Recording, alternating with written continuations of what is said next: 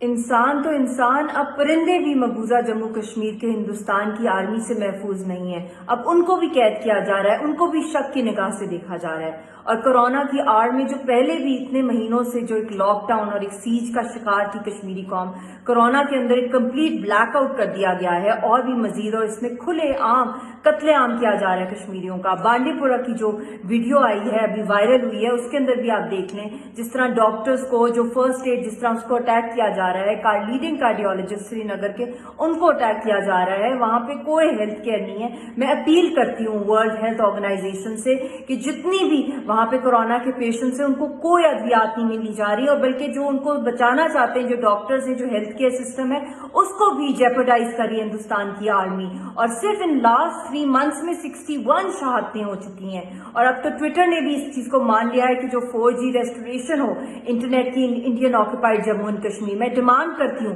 कि world health organisations wake up करें और कश्मीरियों की जानों को बचाएं, at least for the sake of corona.